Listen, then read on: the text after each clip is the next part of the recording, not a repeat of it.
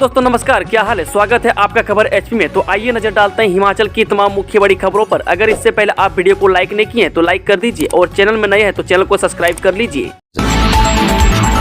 मुख्यमंत्री सुखविंदर सिंह सुक्खू का एक और बड़ा ऐलान, आउटसोर्स पैरामेडिक्स का बढ़ेगा वेतन। हिमाचल में मुख्यमंत्री सुखविंदर सिंह सुक्खू ने प्रदेश में आउटसोर्स आधार पर कार्यरत ऑपरेशन थिएटर असिस्टेंट यानी कि ओटीए का मानदेय 10,000 रुपये से बढ़ाकर 20,000 रुपये करने की घोषणा की है।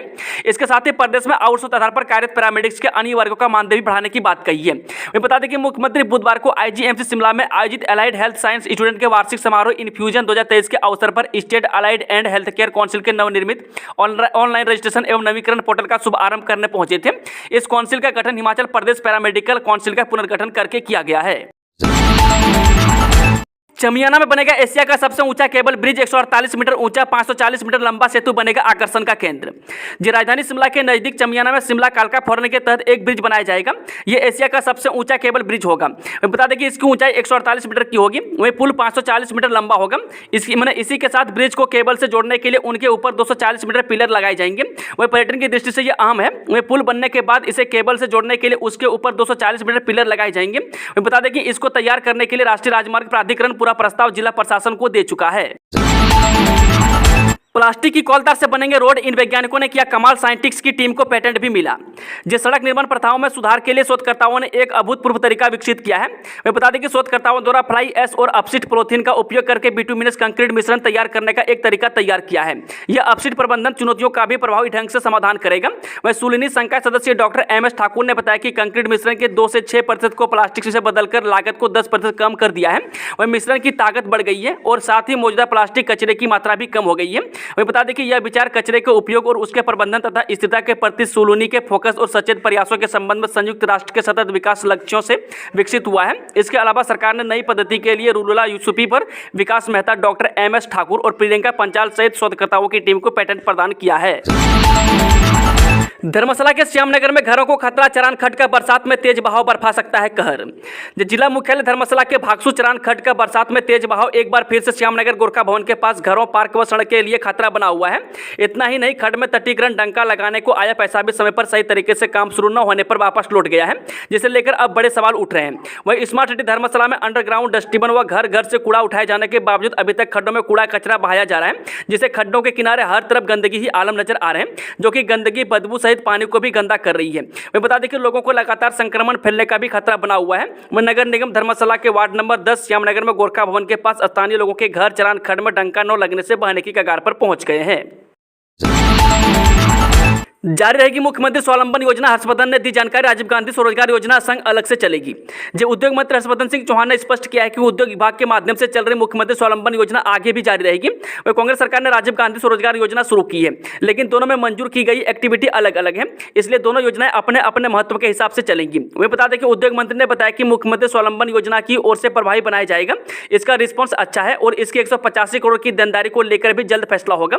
वह हर्षवर्धन सिंह चौहान ने कहा कि पूर्व सरकार इस योजना में करीब 235 करोड़ की देनदारी देकर गई है, और जबकि ऐसी स्कीमों में बजट का प्रावधान साफ होना चाहिए ताकि स्वरोजगार प्रभावित न हो। वह गौरतलब है कि वर्तमान सरकार द्वारा राजीव गांधी स्वरोजगार योजना शुरू करने के बाद ऐसा अंदेशा था कि मुख्यमंत्री स्वावलंबन योजना अब बंद हो जाएगी। वह राज्य सरकार में एक और विचार यह भी चल रहा है कि राजीव गांधी स्वरोजगार योजना को श्रम विभाग के माध्यम से चलाया जाए। हालांकि अभी इस बारे में अंतिम फैसला नहीं हुआ है। मंडी में अवैध कटान की जांच करेगी कमेटी, हाईकोर्ट ने किया गठन, सचिव उपायुक्त एसपी को सौंपी जिम्मेदारी। जब प्रदेश हाईकोर्ट ने नाचन जिला मंडी में हुए पेड़ों के अवैध कटान की जांच के लिए कानूनी सेवा प्राधिकरण मंडी के सचिव सहित डीसी और एसपी मंडी की एक कमेटी गठित की है। वह मुख्य न्यायाधीश एमएस रामचंद्र राव और न्यायाधीश अजय मोहन गोयल की खंडपीठ ने जनहित याचिका की सुनवाई के पश्चात यह आदेश पारित किए।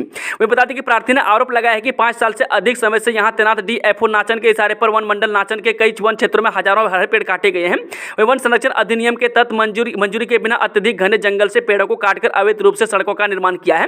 वे बता दें कि शिकारी देवी देहर रोड के लगभग 10 किलोमीटर के दायरे में सेंचुरी एरिया होने के बावजूद वन क्षेत्र नष्ट हो गया है। सड़क बनाने के लिए पहाड़ों का नाप ले आए भरमौर के अधिकारी, पैदल तय किया 45 किलोमीटर सफर। जे पहाड़ों का सीना नापकर लोक निर्माण मंडल भरमौर के सहायक अभियंता ई विशाल चौधरी क्षेत्र की भाग्य रेखाओं को तैयार कर रहे हैं। विशाल चौधरी ने लाखे वाली माता मंदिर से 45 किलोमीटर का पैदल सफर तय कर बहुचर्चित होली उतराला सड़क निर्माण की संभावनाओं को देखा है। वह सहायक अभियंता की माने तो सड़क निर्माण के लिए अब बजट के अलावा कोई अड़चन नहीं है। वह बता दें कि सड़क के बीच ग्लेशियरों के आने का कोई खतरा नहीं है। वह सहायक अभियंता अपनी टीम सहित बुधवार को वापस लौट आए हैं। वह उल्लेखनीय है कि इससे पहले एसडीओ विशाल चौधरी ने नियाग्रा से बड़ा भंगाल सड़क निर्माण की स्थिति का जायजा लेने निकले थे। उन्होंने अपनी टीम सहित बड़ा भंगाल का पैदल सफर तय कर निर्माण का जायजा लिया था। बारिश से बंद सड़कों पर दौड़ी गाड़ियां, प्रदेश में लोक निर्माण विभाग ने बहाल किए सभी मार्ग, लोगों ने ली चैन की सांस।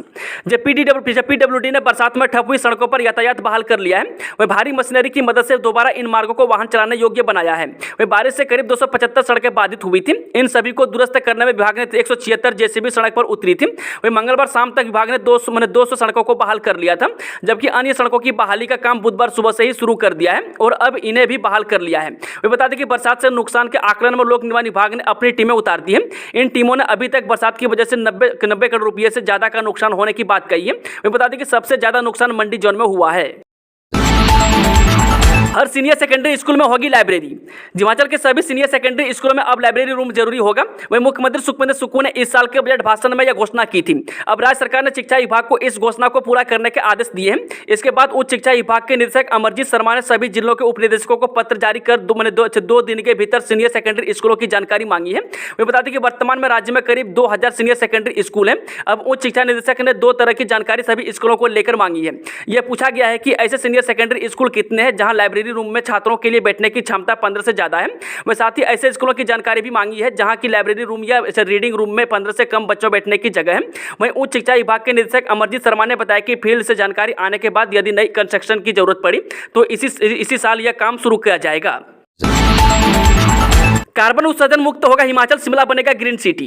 जब मुख्यमंत्री सुखविंदर सुक्खू ने कहा है कि सरकार हिमाचल प्रदेश को कार्बन उत्सर्जन मुक्त बनाया जाएगा, वह जबकि शिमला शहर को देश की पहली ग्रीन सिटी बनाया जाएगा।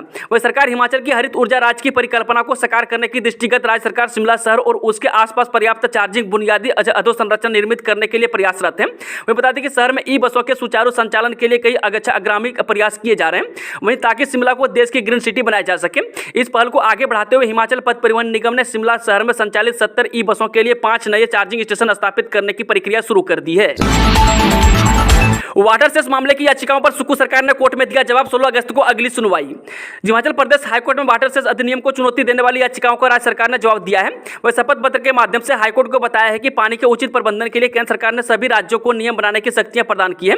वह देश के पानी के स्रोतों का सही प्रबंधन के लिए सरकार ने वैधानिक शक्तियों का प्रयोग करते हुए वाटर सेस अधिनियम बनाया है। हिमाचल में कमजोर पड़ेगा मानसून, वीकेंड पर पहाड़ों की सैर कर सकते हैं टूरिस्ट, आज व कल भारी बारिश का अलर्ट। जब वीकेंड पर हिमाचल के पहाड़ों पर घूमने की योजना बना रहे पर्यटकों और प्रदेशवासियों के लिए अच्छी खबर है। वह प्रदेश में 1 और 3 जुलाई के बीच मानसून कमजोर पड़ेगा। इससे पर्यटक अपने पहले से तय कार्यक्रम के अनुसार प्रदेश की पर्यटन सैरगाहों पर आ सकेंगे। वे बता दें कि बीते सप्ताह बड़ी संख्या में पर्यटकों ने पहाड़ों पर भारी बारिश के बाद अपनी ऑनलाइन बुकिंग को कैंसिल करवा ली थी। वे बता दें कि मौसम विज्ञान केंद्र शिमला के निदेशक डॉक्टर सुरेंद्र पॉल ने बताया कि आज और कल भारी बारिश की संभावना बनी हुई है, मगर शनिवार से सोमवार को ज्यादातर क्षेत्र में मौसम साफ बना रहेगा। वहीं मंगलवार को वेस्टर्न डिस्टर्बेंस फिर से एक्टिव होगा और दोबारा भारी बारिश का पूर्वानुमान है। चलिए चलते हैं शाम की आखिरी खबर। इन राज्यों में होगी झमाझम बारिश, गुजरात में रेड अलर्ट। जब भारत मौसम विज्ञान विभाग के मुताबिक अगले 2 दिनों के दौरान उत्तर पश्चिम, मध्य और पश्चिम भारत में सक्रिय मानसून की स्थिति जारी रहने की संभावना है। वहीं पूर्वानुमान के मुताबिक अगले 2 से 3 दिनों में दक्षिण पश्चिम मानसून के देश के शेष हिस्सों में आगे बढ़ने की संभावना है। वहीं मौसम विभाग ने पश्चिमी मध्य प्रदेश में अत्यधिक भारी से बहुत भारी वर्षा की चेतावनी जारी की है। वहीं मौसम विभाग के मुताबिक शुक्रवार को 30 जून यानी कि पूर्वी मध्य प्रदेश, उप हिमालय, पश्चिम बंगाल और सिक्किम, असम और मेघालय में भारी वर्षा का अनुमान है।